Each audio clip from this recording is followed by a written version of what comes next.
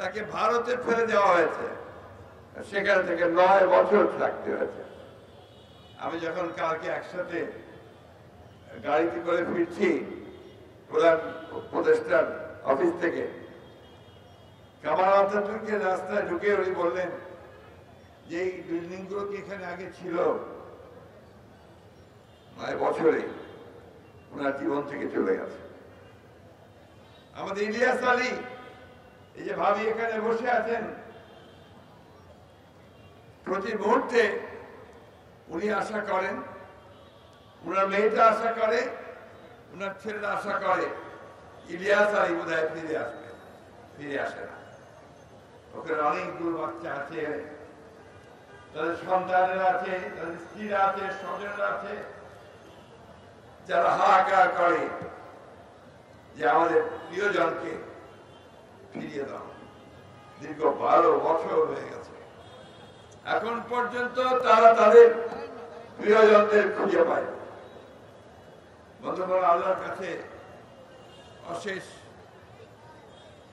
শুকরিয়া জানাই যে ছাত্র জনতা বিপ্লবের মধ্য দিয়ে, আমাদের আন্দোলনের মধ্য দিয়ে, এই বিএনপি নেতা কর্মীদের আত্মত্যাগের মধ্য দিয়ে 15 বছর ধরে যে আত্মত্যাগ করেছে, তার মধ্য দিয়ে এই দেশটি ভয়াবহ দানবের হাত থেকে মুক্তি পেয়েছে, ফ্যাসিবাদের হাত থেকে মুক্তি পেয়েছে, এবং আপাতত আমরা প্রাণ খুলে নিঃশ্বাস নিতে পারছি।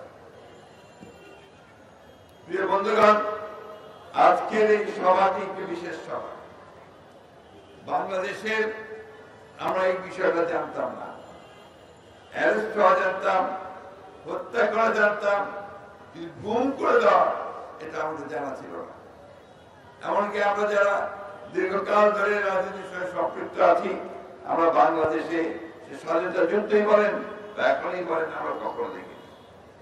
এই আওয়ামী লীগ তারা রাষ্ট্র ক্ষমতায় আসার পরে এই আইন শৃঙ্খলা রক্ষাকারী বাহিনী রাষ্ট্রীয় যন্ত্রকে ব্যবহার করে তাই ভয়াবহ মানবতা বিরোধী যে অপরাধ, সে অপরাধ তারা সংঘটিত করে। আমি বক্তব্য দীর্ঘ করবো না।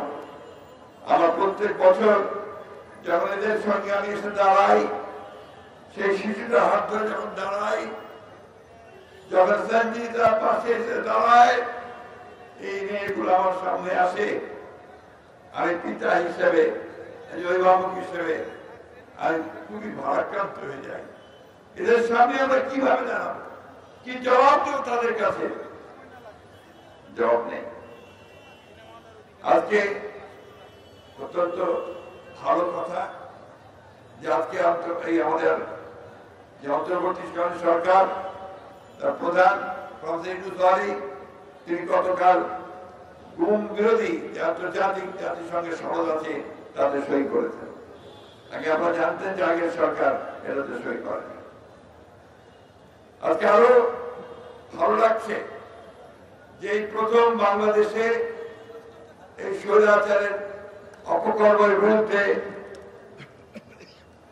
তদন্ত করবার জন্য জাতিসংঘ থেকে একটি দল এসেছে। এটা প্রাথমিক দল, ফ্যাক্ট ফাইন্ডিং দল। কিন্তু এদের যে আপনার টার্মস অফ রেফারেন্স, এটা হচ্ছে মাত্র 2 মাসের যে সংঘটিত হয়েছে হত্যাকাণ্ড, সেটা তারা করবে। আমি সরকারের কাছে আহ্বান জানাতে চাই যে আপনারা জাতিসংঘের এই আন্তর্জাতিক মানবতা যে কমিটি আছে, তাদের সঙ্গে কথা বলে গত 15 বছর থেকে আজ পর্যন্ত যতগুলো মানবতা বিরোধী অপরাধ সংঘটিত হয়েছে, হত্যা হয়েছে, গুম হয়েছে, প্রত্যেকটি তদন্তের ব্যবস্থা করুন। এটা আপনারা করলে জাতিসংঘ অবশ্যই সেটা করবে। এটা আমি অত্যন্ত জোরের সঙ্গে, দৃঢ়তার সঙ্গে আমার মিডিয়া ভাইদের সামনে বলতে চাই যে 2009 সাল থেকে যে অত্যাচার, নির্যাতন, নিপীড়ন, হত্যাকাণ্ড যে গুম হয়েছে, প্রত্যেকটি তদন্ত এই জাতিসংঘের কমিটি দিয়ে করতে হবে এবং তারই ব্যবস্থা নিতে হবে।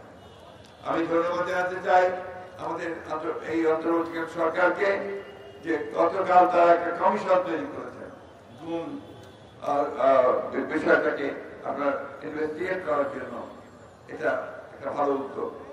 একই সঙ্গে আজকে আমি আহ্বান জানাতে চাই এই সরকারকে যে আপনারা প্রত্যেকটি গুম পরিবারকে তাদেরকে ভাতা দেওয়ার ব্যবস্থা করেন। কারণ আমি জানি এখানে অনেক পরিবার আছে যারা অনেক কষ্ট করে তাদের পরিবার চালাচ্ছে, ছেলেদের মানুষ করছে, স্কুলে পাঠাচ্ছে।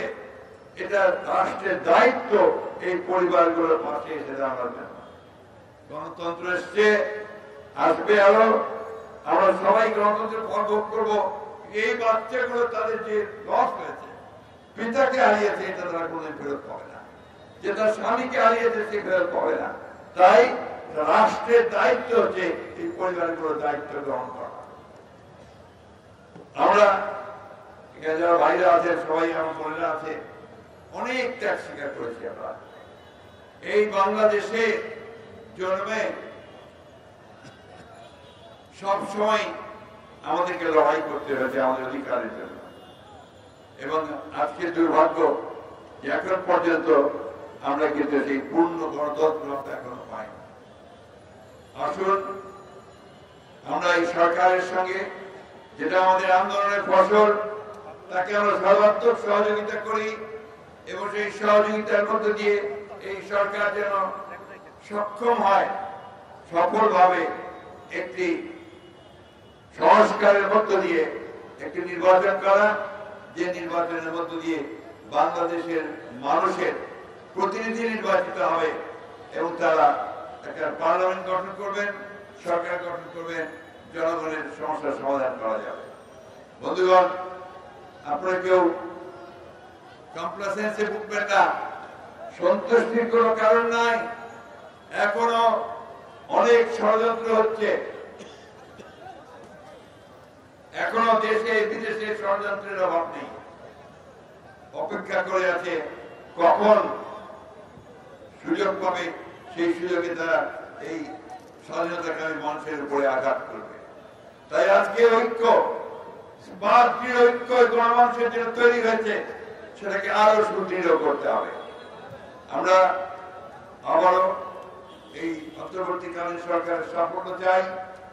আমরা চাই যে অন্তর্বর্তীকালীন সরকার অতি দ্রুত তারা এই গণতন্ত্রে ফিরে যাওয়ার ব্যবস্থা করবেন, সংস্কারের ব্যবস্থা করবেন এবং একই সঙ্গে যে পরিবারগুলো আজকে ভুক্তভোগী তাদেরকে দেখার জন্য রাষ্ট্রীয়ভাবে ব্যবস্থা গ্রহণ করবেন। বক্তব্য দীর্ঘ করবো না। আমাদের পরিবারের সদস্যরা যারা আজকে এসছে তাদেরকে আমি আন্তরিক শুভেচ্ছা এবং ধন্যবাদ জানাতে চাই। তারা দীর্ঘদিন ধরে এই কথাটা বলছে, যখন এই বাচ্চাটা দাঁড়ায় সাফা, যখন সে বলে যে আমি আমার বাবার হাত ধরে রাস্তায় হাঁটতে চাই, ঈদের নামাজ পড়তে যেতে চাই, তখন পিতা হয়ে আমরা সেটা সম্বরণ করতে পারি না। বন্ধুগণ, আজকে সেই অধিকার থেকে ফিরে দিতে হবে।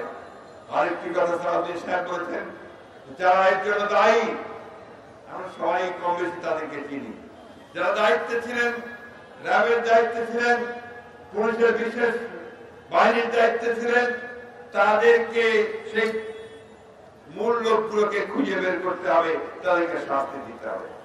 আমরা খুব কষ্ট পাই যখন দেখি রাজনৈতিক নেতাদেরকে গ্রেফতার করে নিয়ে যাওয়া হচ্ছে, কিন্তু ওই সমস্ত ভয়ঙ্কর ব্যক্তি যারা আমাদেরকে হত্যা করেছে, খুন করেছে, গুম করেছে, তাদের একজনকে গ্রেফতার করার খবর আমরা পাই না।